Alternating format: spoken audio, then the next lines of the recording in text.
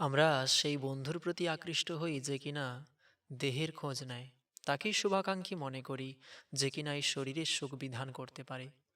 কিন্তু যে বন্ধু প্রতি জনমের সাথে আছে আর থাকবে, যে শরীর সাথে মন সব কিছুকেই পবিত্র করে, নির্মল করে, সর্বদা সাথে আছে, রক্ষা করে, তাকে ভালোবাসতে, তাকে মন দিতে কেন এত সমস্যা?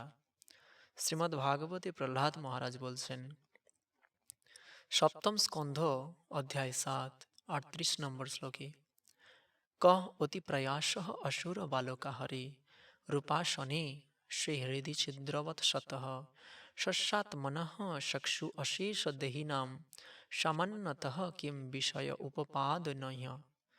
হে বন্ধুগণ, হে অসুর বালকগণ, পরমাত্মা রূপে ভগবান সর্বদাই সমস্ত জীবের হৃদয়ে বিরাজ করেন।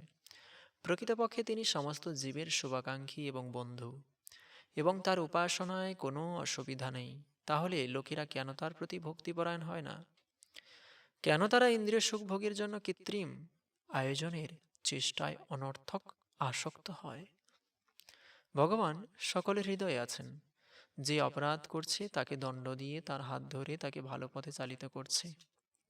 আর সর্বদাই ভগবানের শ্রীচরণ যুগলে যারা রয়েছে, তাদের তো কথাই নাই। ভগবান তাদের সর্বদাই পরম আনন্দময় করে রেখেছেন।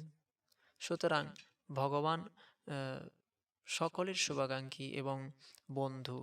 সন্তান যেমন ভুল করলে মা সন্তানের গালে দুটো চড় দিয়ে বুঝিয়ে দেয় এটা ভুল, ঠিক সেরকম জীব কোনো ভুল করলে দণ্ডের দ্বারা ভগবান তাকে বুঝিয়ে দেয় এটা ভুল।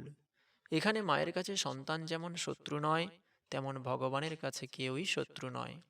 শুধু জীবের কর্ম অনুসারে ভগবান কখনো কখনো দণ্ডদাতা হতে হয়, ভগবানকে কখনো কখনো দণ্ডদাতা হতে হয়। তাই এমন বন্ধু কোথায় পাবে যে কিনা খারাপ পথ থেকে সরিয়ে ভালো পথে নিয়ে আসে, যে কিনা সদাই হৃদয়ে মাঝে থাকে? তাই এমন শহীদ শ্রীকৃষ্ণের প্রতি কেন আমরা এখনো শরণাগত হচ্ছি না? কারণ হচ্ছে, হেন দেহ মোর করি করে অহংকার, ভবপথে নিরন্তর ভ্রমে বারে বার। কর্মফলে মিলে দেহ দ্বারপুত্র ধন, পশুবৃত্ত গজরথ বিবিধ বাহন। প্রদীপের শিখা সম এসব চঞ্চল, ইহার কারণে কর্ম করে নিরন্তর। যখনই মনে করব এই দেহ আমার, তখন অহংকার হয়ে যাবে।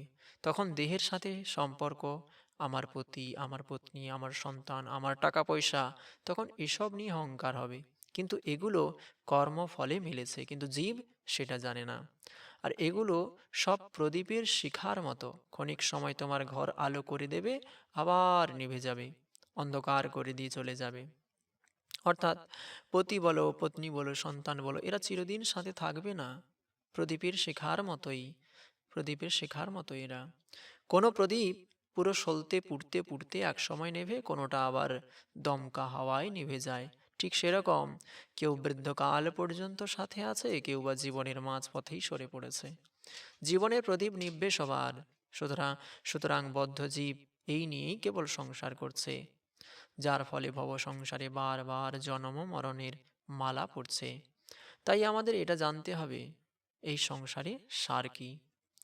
গুরু সেবা, গুরুপদে সর্বসমর্পণ, ভকত জনার সঙ্গ কৃষ্ণ আরাধন। হরিকথা শ্রবণ কীর্তন গুণনাম, হরির চরণ ধ্যান স্তুতি পরনাম। কৃষ্ণের অদ্ভুত মূর্তি করিয়া নির্মাণ, পরিচর্যা করিয়া পুজিব মতিমান। সর্বভূতে দেখিব আছেন নারায়ণ, তৎসম্বন্ধে সভার করিব সম্ভাষণ। এই রূপে হয় তবে ভকতি উদয়, কৃষ্ণের চরণের অতি বাড়ে অতিশয়। গোবিন্দের লীলাকর্ম গুণ নাম শুনি, সর্বাঙ্গে পুলক হয় গদ গদ বাণী। উচ্চস্বরে ডাকে নাচে ক্ষণে গুণ গায়, ক্ষণে হাসে ক্ষণে কাঁদে চরণ ধেয়ায়। ক্ষণে ভাবগ্রস্ত হয় উঠয়ে উন্মাদ, ক্ষণে লোকচরণে করয়ে দণ্ডপাত। গোবিন্দ মাধব করি ডাকে উচ্চস্বরে, চিন্তিতে প্রভুর লীলা আপন পাশরে। হেন রূপে হয় যার ভকতি উদয়, কর্মবন্ধ ছিন্ডে তার ঘুচে ভবক্ষয়। কর্মবন্ধ ছিন্ডে তার ঘুচে ভবভয়।